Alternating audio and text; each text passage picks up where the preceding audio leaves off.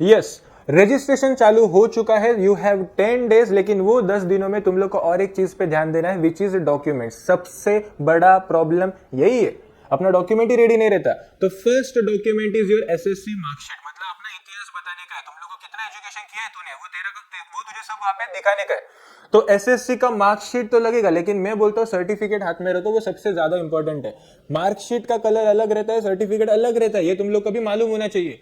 SSC तो है, लेकिन उसके साथ एचएससी, अगर तुम लोग ने 12वीं के बाद डिप्लोमा किया था तो वो भी तुम लोग को लगने वाला है। तो 12वीं किया है तो मार्कशीट और सर्टिफिकेट रखो। अगर किसी ने आईटीआई किया रहेगा, कुछ लोग करते हैं, फिर उसके बाद डायरेक्ट सेकेंड ईयर डिप्लोमा में एडमिशन लेते हैं, तो उसका भी मार्कशीट और सर्टिफिकेट तुम लोग को लगने वाला है। तो ये पूरा एजुकेशनल डिटेल्स है अपना।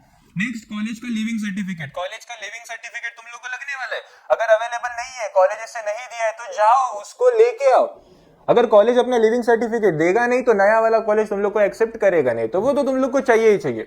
Next is diploma all semester marksheet. अभी तुम लोग को ऑल सेमेस्टर का मार्कशीट ऐसा कंपलसरी बेसिस पे लगेगा ही लगेगा, एंड उसमें भी सबसे ज्यादा इंपॉर्टेंट है ये फाइनल वाला। जो अभी तुम लोग का सेमेस्टर का रिजल्ट लगा है, उसका मार्कशीट जाके लेके आओ, वो रेडी रहेगा शायद से, जाके लेके आओ, वो चाहिए ही चाहिए। उस पे अपना एग्रीगेट परसेंटेज होता है। एग्रीगेट मतलब क्या, जो तुम लोग का लास्ट ईयर है, 5th और 6th सेमेस्टर में, वो दोनों का एक एवरेज परसेंटेज निकालते हैं, उसे हम लोग एग्रीगेट बोलते हैं। एग्रीगेट क्या खड्डे में, इंग्लिश नहीं समझता, एवरेज याद रखो। वो एवरेज परसेंटेज तुम लोग का 45, अगर ओपन में हो तो 45 से ज्यादा, एंड अगर रिजर्व्ड में है तो 40% से ज्यादा, तो वो तुम लोग को वहां पे प्रूव करने के लिए ये मार्कशीट लगेगा। Next is migration. अभी तुम लोग महाराष्ट्र बोर्ड में थे, मतलब क्या एमएसबीटीई में थे, अभी तुम लोग आओगे मुंबई में, अभी तुम लोग का लेवल थोड़ा बढ़ेगा, तो एमएसबीटी से मुंबई यूनिवर्सिटी अगर तुम लोग आ रहे हो, तो तुम लोग को माइग्रेशन लगने वाला है। ये जो माइग्रेशन सर्टिफिकेट है, ये कॉलेज ऐसा बोलता है कि अभी रिक्वायरमेंट नहीं है, लेकिन वो निकाल के रखो। कहां पे निकलेगा, तो आपले सरकार करके एक साइट है, वहां पे जाओ, अप्लाई करके रखो। माइग्रेशन तुम लोग को आगे जाके लगने ही वाला है, तो अभी से उसका तैयारी करके रखो। ये इतना डॉक्यूमेंट बेसिक है। इसके साथ और तुम लोग को क्या लगेगा, तो डोमिसाइल। डोमिसाइल मतलब क्या, अपना इंडियन नेशनैलिटी प्रूव करना है। तुम लोग इंडिया से हो, तुम लोग भारत से हो, महाराष्ट्र से हो, ये दोनों चीजें प्रूव करने के लिए तुम लोग को ये दो चीजें लगेंगी, एक तो डोमिसाइल या फिर बर्थ। एंड मुझे गारंटी है तुम लोग ने डिप्लोमा किया, इसका मतलब डोमिसाइल निकाल के रखा है। अगर नहीं निकाला है तो अप्लाई करो। डोमिसाइल सर्टिफिकेट बेस्ट रहेगा, बर्थ सर्टिफिकेट भी चल जाएगा, दोनों भी आज सेम ही निकलता है। उसके साथ अगर एलसी रहेगा तो और अच्छी बात है, मतलब 3 सर्टिफिकेट का ऑप्शन वहां पे रहता है, एक सिलेक्ट करना होता है। तुम लोग कोई भी एक सिलेक्ट कर सकते हो, लेकिन मेरा सजेशन डोमिसाइल पे रहेगा। नेक्स्ट ये है गैप सर्टिफिकेट, इसे मैं स्टार मार्क डालता हूं। गैप सर्टिफिकेट किसको लगता है, अगर किसी ने गैप लिया था डिप्लोमा एडमिशन के पहले या फिर डिप्लोमा के बाद, अगर किसी ने पिछले साल डिप्लोमा किया है, अभी वो डिग्री में ले रहा है, इसका मतलब उसको गैप हुआ है, तो वो गैप सर्टिफिकेट निकलना चाहिए। कैसे निकलेगा, तो कोई जो एक एफिडेविट बनाने वाला एक वकील रहता है, उसको पकड़ो, उसके पास वो स्टैंप पेपर रहेगा, एक फॉर्मेट रहेगा, तुम लोग को बस अपना इंफॉर्मेशन बताने का है, वो स्टैंप पेपर पे मस्त अपना गैप सर्टिफिकेट बनवा के लो, वो गैप सर्टिफिकेट तुम लोग को यहाँ पे एप्लीकेबल रहेगा। नेक्स्ट आधार कार्ड। आधार कार्ड सगळ्यांकडे है, सबके पास आधार कार्ड है, लेकिन अपडेट बहुत कम लोगों ने किया। आज भी कुछ बच्चे ऐसे रहेंगे जिसके आधार कार्ड पे वो बच्चे वाला फोटो रहता है, अपने को वो बच्चा वाला फोटो नहीं चाहिए। अभी तुम लोग 18+ हो जाओगे तो अपना फोटो अपडेट करो, एंड उसके साथ अपना फोन नंबर, अपना एड्रेस, ये 3 चीजें वहां पे अपडेटेड होना चाहिए। वो फिंगरप्रिंट वगैरह वो सब आधार कार्ड वाले कर लेंगे, लेकिन अपना आधार कार्ड वहां पे मस्त अपडेटेड होना चाहिए। जस्ट इमेजिन करो तुम लोग गए कॉलेजेस में और वो बच्चे वाला फोटो रहेगा, तो वो तुम लोग को लात भगा के निकल देगा। तो इसीलिए अपडेटेड होना जरूरी है। सब डॉक्यूमेंट्स अवेलेबल है, लेकिन फोटोग्राफ नहीं रहता। फोटोग्राफ करंट फोटोग्राफ बना के रखो, बैकग्राउंड व्हाइट ब्लैक ऐसा कुछ नहीं है, बस एक फॉर्मल अटायर के साथ पासपोर्ट साइज फोटोग्राफ्स बना के रखो, वो अपने को लगने वाला है। 6-7 कॉपीज तो लगेगा ही लगेगा।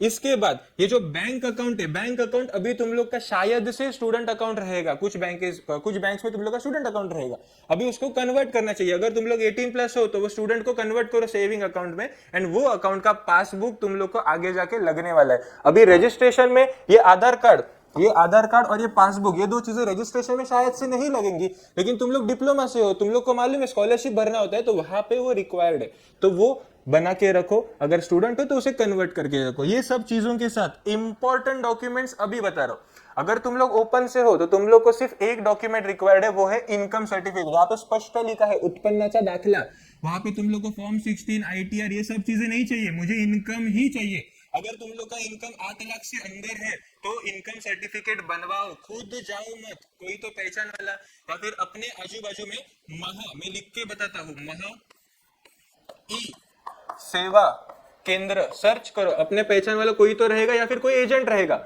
उनके थ्रू वो डॉक्यूमेंट बनाओ, वो आपको फटाफट काम करके देंगे। अगर तुम लोग खुद से जाओगे फॉर्म भरोगे तो 21 डेज का कालावधि रहता है, उतना टाइमलाइन वहां पे रहता है, तो अपने पास उतना टाइम अभी नहीं है, टाइम कम है, क्रूशियल है, गरज पण आपल्याला है, सो वो डॉक्यूमेंट्स बनवा के लो। इनकम सर्टिफिकेट हो गया, डोमिसाइल हो गया, नॉन क्रिमिनल कास्ट जो भी पेंडिंग है सब बनवा के लो।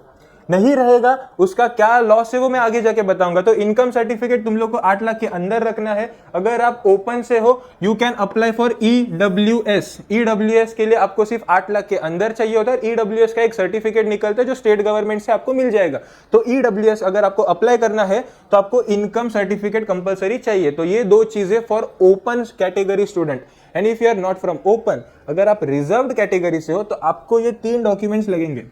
कास्ट सर्टिफिकेट है, कास्ट वैलिडिटी कुछ लोग के पास नहीं है तो कास्ट वैलिडिटी 100% लगने वाला है। अगर तुम लोग सिर्फ कास्ट सर्टिफिकेट से काम चलाना चाहोगे नहीं होगा। सरकार ने वो कब का बंद किया है, cast validity tribe validity compulsory वहां पे लगने वाला है। एंड सबसे बेस्ट ये नॉन क्रीमिलियर जो ओबीसी स्टूडेंट्स को ज्यादा लगता है।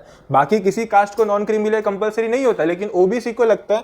इसका वैलिडिटी 3 इयर्स तक रहता है। 3 इयर्स तुम लोग को मालूम रहेगा, नहीं मालूम रहेगा तो अभी याद रखो। एंड इसका वैलिडिटी भी रहता है 1 ईयर का, हर साल इसे बनाना पड़ता है। लेकिन एक बार एडमिशन हुआ, अभी अगर तुम लोग का एडमिशन हुआ तो ये इनकम सर्टिफिकेट वही 3 साल लगने वाला है, फिर तो आपको अपडेट करने की जरूरत नहीं होती।